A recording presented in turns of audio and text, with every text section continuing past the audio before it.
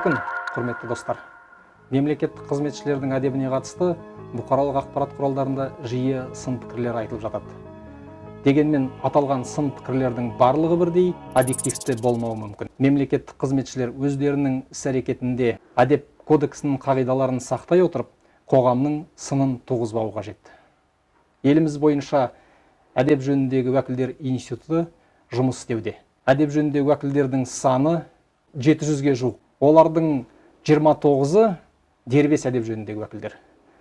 Бүгін әдеп жөніндегі уәкілдердің мемлекеттік қызмет саласындағы орны мен олардың мемлекеттік қызметшілерге консультациялар мен құқығын қорғаудағы жұмыстарының тиімділігі туралы әңгімелесетін боламыз.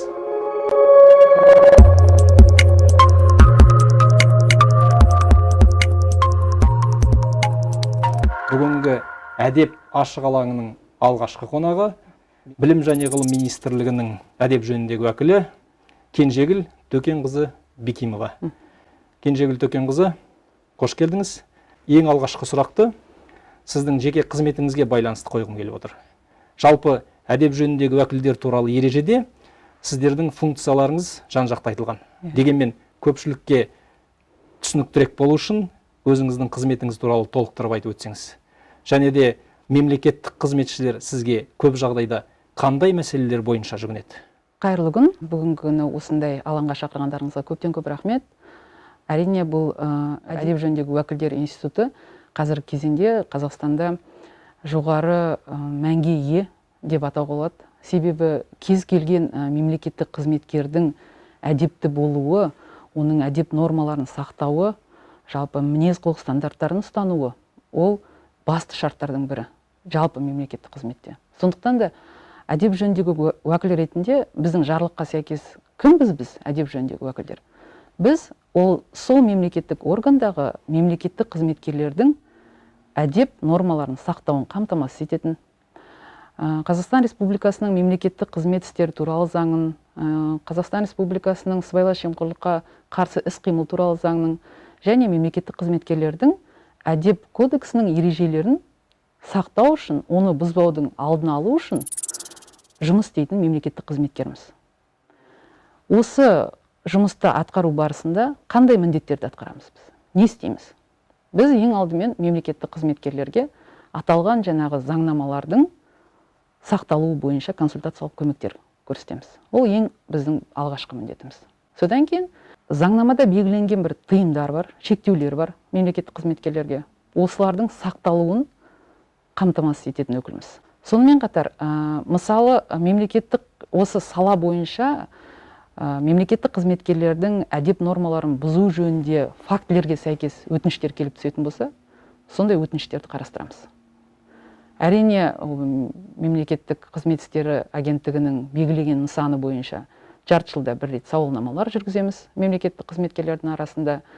Ол сауалнамалардың қорытындысында қорытынды жасап, талдама жасап, белгілі бір себептерге туындайтын осы әдеп нормаларының бұзылуына алып келуі мүмкін себептерді анықтап, соларды шешудің, оны алдын алудың жолдары бойынша басшылыққа ұсыныстар енгіземіз. Бұл енді негізгі бізге берілген міндеттер. Соның ішінде, мысалы, азаматтардан, жеке және заңды тұлғалардан келіп түсетін өтініштер көптеп кездеседі. Осыларды шешеміз. Көбінде, мысалы, мемлекеттік қызметкердің тарапынан осы жаңағы аталған заңдарды ұстанбау, немесе мінез-құлқы тарапынан кейде болады әдеп нормаларын бұзу жөніндегі фактілер, осыларды қарастырамыз. Жақсы, жалпы сіз айтып отырған консультациялық көмектерден басқа өздерінің құқықтары бұзылғандығы туралы да жүгініп жататын шығар, соны қалпына келтіру туралы.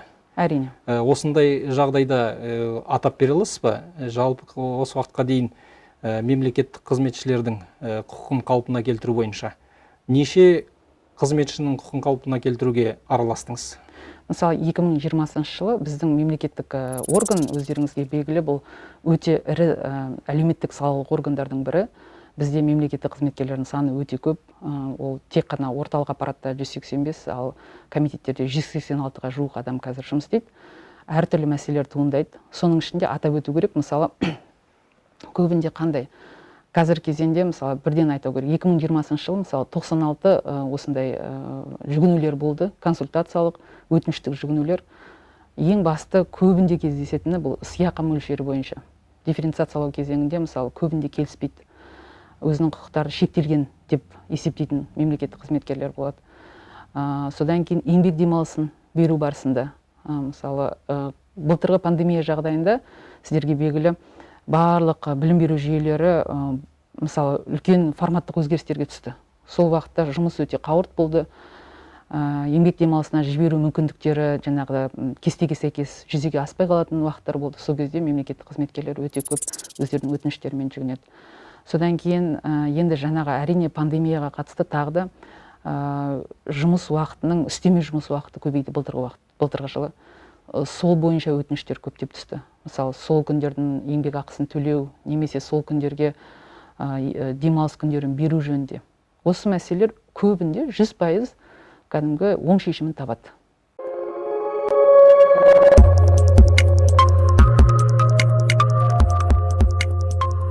Жалпы қазіргі уақытта министрліктің өзінде үстеме жұмысқа тарту мәселелері оң шешімін тауып жатыр ма? Әрине. Өйткені агенттікке де шағымданатын кездер болған. Қалай шешімін табуда? Енді бірден анығын айту керек, өндірістік талаптар болған уақытта, ол енді өздеріңізге белгілі, қазір кезеңде мысалы онлайн кезеңінде интернетпен жабдықтау, жаңағы техникалық құралдармен жабдықтау, ата-аналар тарапынан, білім беру ұйымдары тарапынан өте көп мысалы өтініштер келіп түседі. Оның бәрін қарастыру үшін берілген 8 сағат уақыт күн жетпейді. Жиналыстар өткізу керек бірден. Осы кезеңдерде болды. Бірақ та оның барлығы оң шешімін қалай табады? Бізде ол міндетті түрде агенттіктің өзінің берген ұсыныстар бар. Соған сәйкес өтініш жазылады, қызметтік хат. Осыған сәйкес жұмысқа тартылады ол адамдар. Мүмкіндік болған жағдайда жалақы төленеді ол күндерге, болмаған күнде міндетті түрде еңбек демалыстары беріледі. Қазір кезеңде ондай бұл мәселе шешімін таппады деген жоқ. 21 жылға мысалы осы қаңтардан бері бұл мәселе өте қолға алынған аппарат басшысымен жақсы оң шешімдерін тауып отыр. Енді мүлдем істеме жұмыс жоқ деп айтуға болмайды енді. Өйткені салалық мәселелер өте көп. Жаңа өзіңіз айтып отырған сөзіңізді бөлейін. Жаңағы салалық министрлік ең ауқымды министрліктің бірі дедіңіз. Және де әлеуметтік мәселелер де жеткілікті дедіңіз. Ал осы қазіргі қозғалып отырған пандемия жағдайы деп отырмыз ғой. Осы пандемия жағдайында өмірге көбірек өзгерістер келді. Онлайн форматта жұмыс істеу деген бар қазір. Міне осындай жағдайда жалпы азаматтар тарапынан қандай мәселелермен сізге жүгініп жатады? Орынды сұрақ. Бұл айында бір рет мен өзім әдеп жөніндегі уәкіл ретінде біздің қабылдаулар жүргіземін. Ол қазір кезеңде енді телефонмен қабылдаулар жүргіземіз. Осы кезеңде және жазбаша келіп түсетін өте көп өтініштер бар. Негізгі мәселе қандай? Әрине ол мысалы бірден ашығын айту керек, мемлекеттік қызметкерлер тарапынан бір әдеп жөнінде, мінез құлық тарапынан мысалы бір өрескел қателіктер болды деген ондай өтініш жоқ. Барлығы онлайнға сәйкес, мысалы интернеттің жоқтығы, ата-аналардың көбінде хабарласатын азаматтардың, немесе техниканың жеткіліксіздігі, көп балалы ата-аналардың мысалы ондай техниканы алу мүмкіндігінің жоқтығы. Бірақ та енді өзіңіз түсінесіз, бұл мемлекеттік орган ретінде біз бұндай мәселелерді шешу біздің құзыретімізге жатпайды. Сондықтан да былтырғы наурыз айынан бастап ол бірден қолға алынды. Барлық білім беру жүйесінің барлық деңгейлерінде осы әдеп жөнінде және сыбайлас жемқорлыққа қарсы іс-қимыл жөніндегі уәкілдер институтын енгізді. Біздің аппарат басшысының тапсырмасына сәйкес ол уәкілдердің барлығы туралы ақпарат, олардың телефоны, фотосы, қабылдау күндері барлығы ашық сайттарда орналастырылған. Кез келген ата-ана, біз осындай ақпаратты орналастырдық біздің өзіміздің мемлекеттік органның сайтында. Кез келген азамат осы адамдарға, жауапты адамдарға хабарласып, өзінің мәселесі төңірегінде сұрақтарын қойып, кеңес алуға мүмкіндігі бар.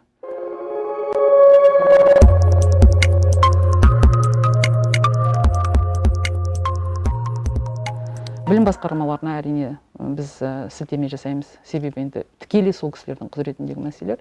Көбінде ата-аналар қазір осы мәселелер бойынша, мемлекеттік орган болғаннан кейін осы мәселелер бойынша жүгінеді. Содан кейін мысалы мектеп формасы қазір кезеңде өте бір сондай өзекті мәселе. Оны алу, алмау Бұл жөнінде енді министр өз тарапынан жауабын берді. Жалпы осындай мәселелер. Ал енді мемлекеттік органның ішіндегі психологиялық ахуал деген бар. Мемлекеттік қызметшілердің өз жұмысын құштарлықпен немесе жауапкершілікпен орындау үшін мемлекеттік органның ұжымындағы психологиялық ахуалдың жақсы болуы негізгі фактордың бірі. Міне осындай жағдайда сіздердің ішкі психологиялық ахуалға байланысты қандай жұмыстар атқарылады? Оны жақсартуға байланысты осы туралы айтып өтсеңіз. Сұрағыңызға тура осы сұрақтың жауабы бойынша мен әдеп жөніндегі уәкілдермен өзімнің жалпы осы бүгінгі біздің сұхбатымызды көретін мемлекеттік қызметкерлермен өзіміздің өте бір жақсы бүгінгі күні алға қойылған үрдіспен бөліскім келеді. Біз жұма күндері әр жұмада даму сағаты деп атағанбыз. Таңертең 9:30-нан 40 минут жұмыс уақытын алып, осындай сағат өткіземіз. Бұл сағат тура осы онлайн қазіргі кезеңде, мысалы, бір-бірімізбен кабинетте араласудың мүмкіндігі жоқ, телефонмен хабарласамыз тек қана. Ал бұл Zoom форматында біз өткіземіз. Психологиялық ахуалды жөндеу үшін айында 2 рет осы тақырыпта семинар тренингтерді қойдық қазіргі кезеңде. Өте көп тақырыптарда болды семинар тренингтер. Facebook парақшасында ол әлеуметтік желіде жарияланып отырады.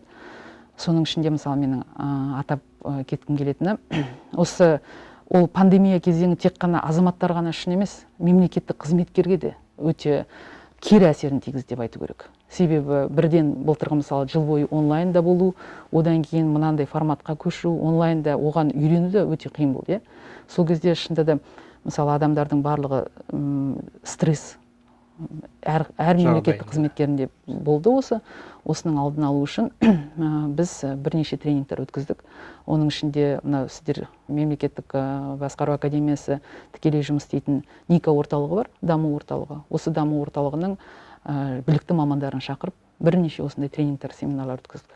Бұл тренингтердің ең барысында, мысалы, қандай да болмасын бір өзінің ішкі сұрақтар болатын болса, мемлекеттік қызметкерлер қойып, соны сол жерде талдап, өзіміздің мысалы бізге ой қозғап жүрген сұрақтарға нақты жауаптарды алдық.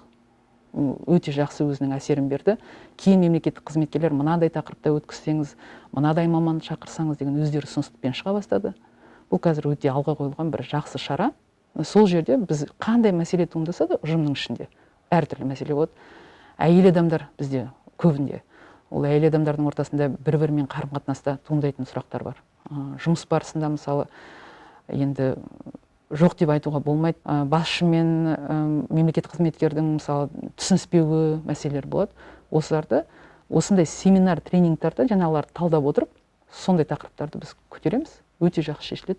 Өзінің оң бір шешімін тауып отыр қазір. Жақсы, жаңағы сіз айтып отырғандай профилактикалық жұмыстарды күшейтіп отырсыздар ғой сонда. Ал енді бір сөз бар да, жазалау құқық бұзушылықты алдын алудың ең әлсіз тәсілі деген. Міне осы жағынан қарағанда сіздерде тәртіптік жауапкершілікке тарту жүйесі қалай жолға қойылған? Бірден тәртіптік жауапкершілікке тарту деген ба, жоқ әлде профилактика арқылы, мүмкін әңгімелесу арқылы, олардың мысалға мемлекеттік қызметші әртүрлі жағдайда, стрессті жағдайда болуы мүмкін, өзіңіз айтпақшы. Сондай жағдайларда әртүрлі кемшіліктерге жол берген жағдайда оларды жауапкершілікке тарту қаншалық тиімді?